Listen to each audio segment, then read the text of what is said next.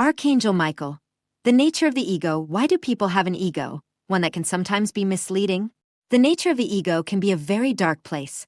There are many impulses that can push a person toward behaviors or habits that are not in their highest good and that have a negative or antisocial impact on others.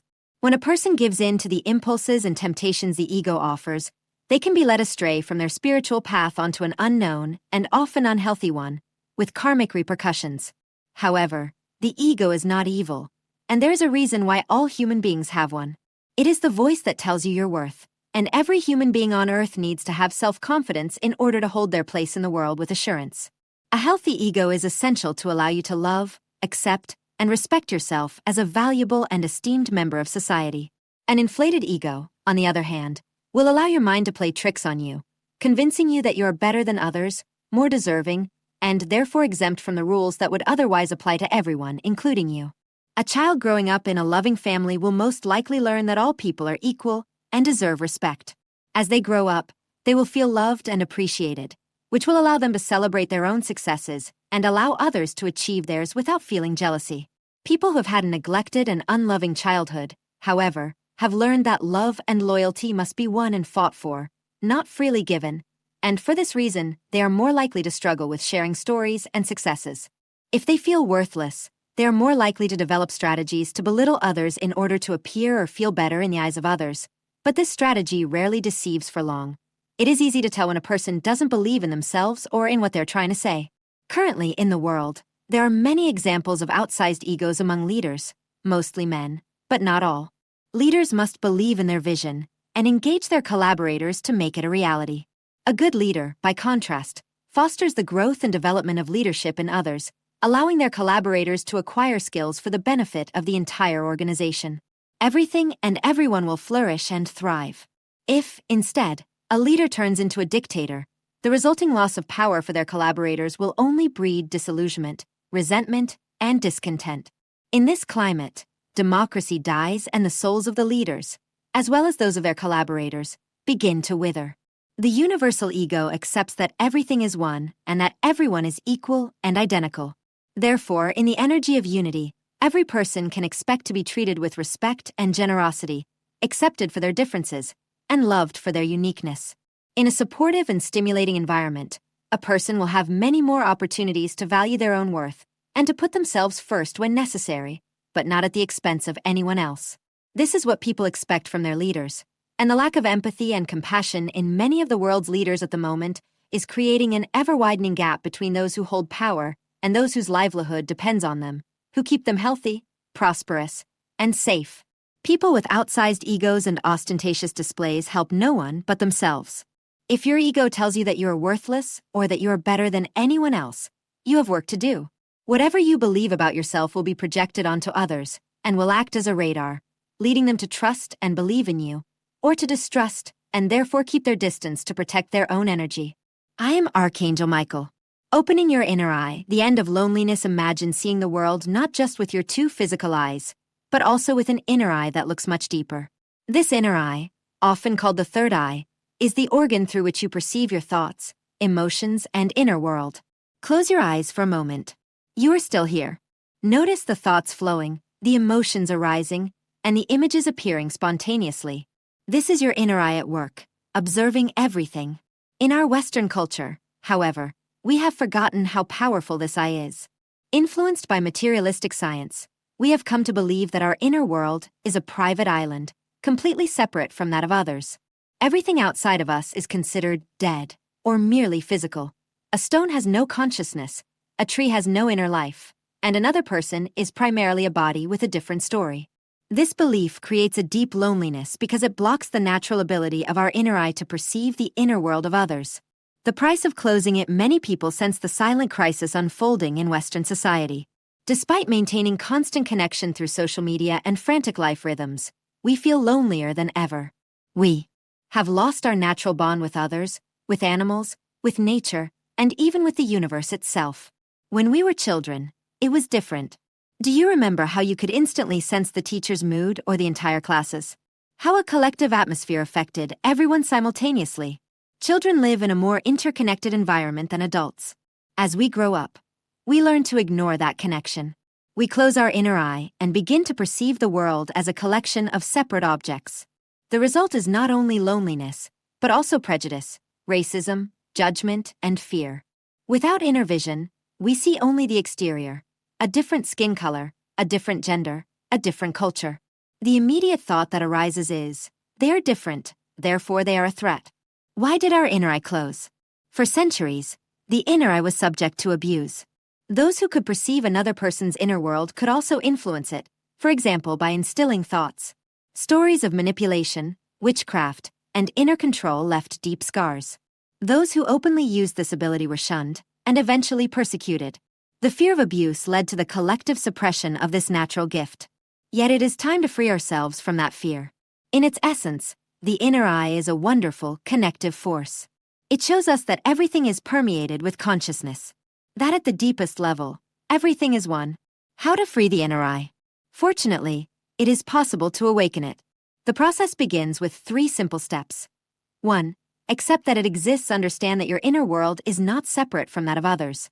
With your inner eye, you can perceive another person's feelings, intentions, and consciousness as well. 2. Acknowledge that everything has an inner world, not only human beings, but also animals, plants, and even seemingly dead things like stones or stars possess an inner life. When you look with both eyes, the outer and the inner, a complete picture emerges. 3. Have the courage to look. Be willing to truly do it. Close your eyes and use your imagination. Imagine what it would be like to be someone else. How does their morning feel? What thoughts cross their mind? Why do they behave that way? Let go of prejudice and approach the other with curiosity and love. You will notice mental barriers creeping in. I'm just making this up. That's normal. Be kind to yourself and practice regularly. Imagination is a wonderful gateway to the inner eye. A loving gaze. When you open the inner eye that stems from the heart, everything changes. Judgment gives way to understanding. Distance turns into connection. Loneliness dissolves into the awareness that you were never truly alone. Freeing your inner eye is not an abstract choice. It is a revolutionary step toward a richer, more empathetic, and more joyful life. A life in which you are authentically connected to everything that exists. It is a step toward healing. Not only your personal healing, but the healing of humanity. Have the courage to close your eyes. And then truly see. The world is waiting only to be seen anew, from the inside. The Council's wisdom, alignment with the I Am frequency. You are the existence of Source in physical form. You are the existence of God in physical form, expressing itself as form. You are in form, and a greater part of you is in no way limited to this form. When your human self understands that it is precisely this form that creates limitation, then you can realize that the work you do as a human being, the real hard work, consists of keeping yourself within the limitation you yourself have created. You keep yourself within the limitation you have created for yourself. This is density. This is the struggle. This is what takes a lot of work and effort. This is what is heavy. This is what destroys the human body. This is what prevents you from being open and allowing your energy to serve you in its highest form.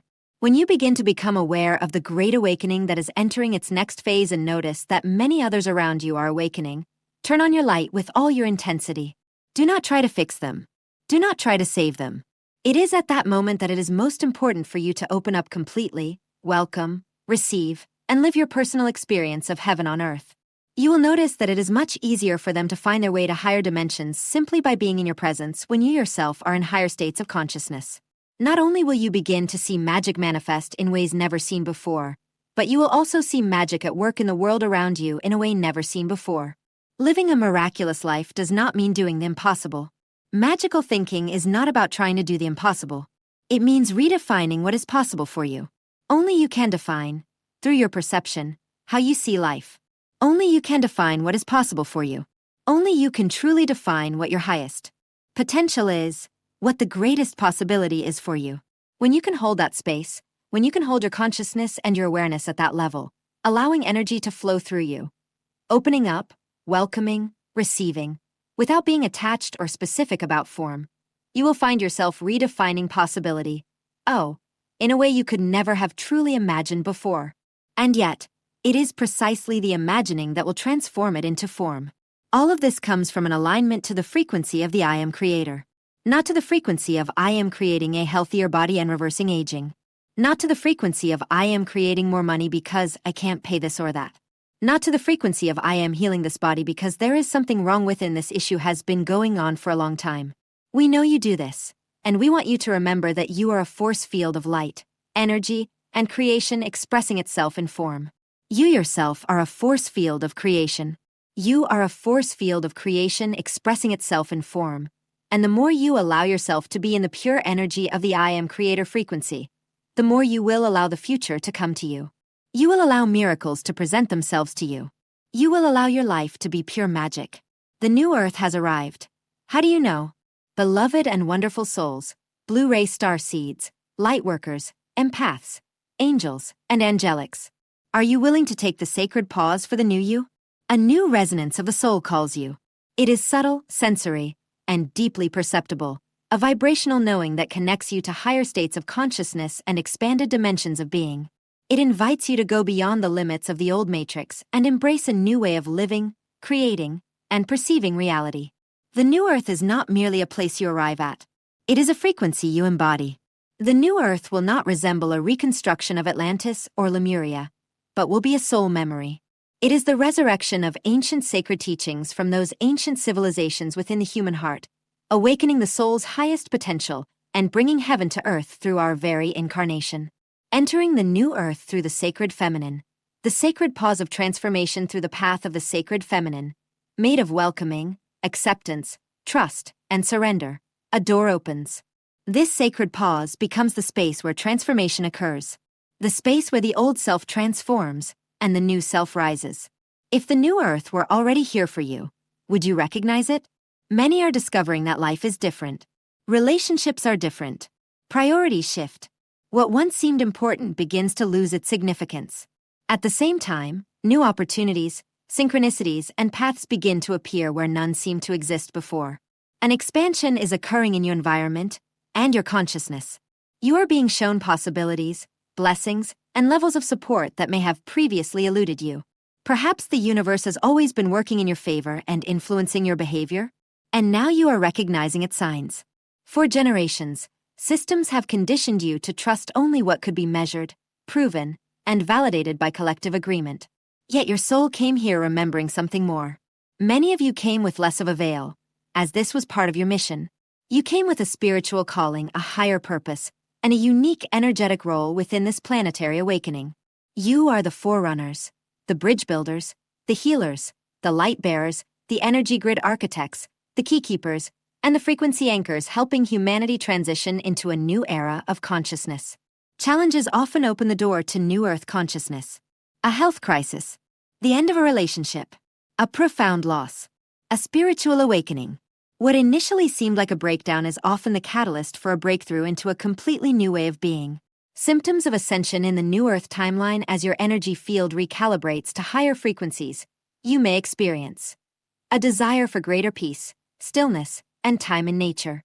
Increased sensitivity to energy, environment, and people, energy spikes, cellular activation, internal vibrations, or waves moving through the body, awakening of the higher heart, sensations of fluttering, or deeper compassion, increased need for sleep, rest, and integration, periods of exhaustion requiring you to slow down and respect your nervous system, a phase of sacred pause, where motivation for old projects fades as your soul prepares for a new timeline.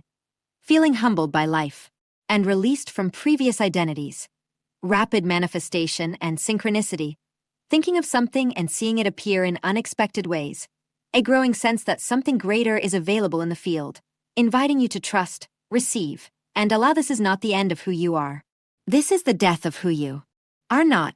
The resurrection is already underway. The new earth is not coming. It is emerging through you. Message from the guides. The Christ vibration. The world does not change because of a doctrine. A doctrine is a set of rules. If you think about it, this is not a set of rules, but a set of instructions that will align your frequency to the Christ vibration. The Christ vibration does not belong to Christians. Period. Do you understand that? The Christ vibration does not belong to a small group of people who believe the same thing. It is a frequency of consciousness that manifested in form through Jesus and others with different names throughout history, over the last millennia. This is the truth. Now, when a group of people claims to possess the answer that prevents others from knowing something, you had better be careful. If this book told you that if you didn't read it, something terrible would happen to you, you had better get another book very, very quickly, because that would be terrible advice. And if someone tells you that the path to salvation, to use an appropriate expression, is theirs and theirs alone, run away from them today. And we say this with the utmost seriousness. Run away from them today, because that person is truly interested in control. In consciousness, there is no such thing as my way or the highway. The master path is a wide road, and anyone is welcome to reach their consciousness at this frequency. This does not preclude having a religion. Religion can be wonderful, and on a personal level, it often is. The awareness that God exists within the human being on a personal level is extraordinary and true, and religion can offer the opening to understand this, thus wonderfully transforming the individual experience. So, we're not criticizing religion as a path, only the way religion may have been and is still being distorted over the millennia. Period. Now, once you understand that your individual consciousness is transforming through these energies that are climating the planet at this time, and once you understand that this causes a change in individual consciousness and collective experience, you can begin to understand a little better what is happening on a global level. All groups that believe in separation are fighting. And this is, in a sense, the great triumph of separation. Just as you know that when you have a pimple, a blemish, or a boil, they surface and break through the skin, so too are they in the body. And if you think of the body at this moment as the global matrix, these things are manifesting in pockets of behavior, in crises, and in planetary problems. And this is part of this shift. The old behavior must pass away. The sense of separation between humans can be nothing other than separation between humanity and God. To the extent that man believes he is separate from his fellow beings, to that same extent he believes he is separate from God. And even if he says, I do this in the name of God, while fighting against his brother, he is in the grip of illusion. And he is in a deep illusion because he is reinforcing separation. Your duty, as Christic beings reaching awareness, is to change this situation in your world. Once you do this, and once you overcome the belief that you are separate from your fellow beings in your world, you can begin to do this at the level of collective consciousness. This is a duty. This is a true duty. Ashanti, the human/extraterrestrial hybrid. Earth humans. We are watching you. I am Ashanti. I am Sasani. You are a human being of Earth. We are watching you as you develop and grow into the beings of light and love you truly know yourselves to be. We watch you as you choose between love and fear. And we do not judge you when you choose fear. Fear is a valid choice, and it is the choice of so many on Earth. Those who came before you chose fear over love so many times that there was a great momentum when you decided to incarnate there. You who are now awakened are choosing love over fear, and this means, in many ways, going against the current, against the momentum set in motion before your birth. Now, this has made it more difficult for you to make this choice, but it is obviously possible to choose love over fear. And many of you have learned that you like choosing love. You like the feeling that love gives you. Love is a reward in itself, but there are also other rewards for those who choose love. Those among you who have chosen love more consistently are raising their vibration and, as a result, are getting more of what they desire by choosing love over fear. You are also getting closer to your personal experiences of ET contact, and this is exciting for all of you. You are there to lead the love revolution on Earth and to unite Earth and its inhabitants with the rest of the galaxy. We are excited because we want to meet you. We want to play with you. And so do many other extraterrestrial beings. We are coming. We are coming. We are coming. We are aboard our ships in your atmosphere and in orbit around your planet, ready and waiting for there to be more love on planet Earth. The more you choose love, the closer you get to us, and we love you. Because we could not exist as we exist without you. I am Ashanti. I am Sasani. I bid you farewell.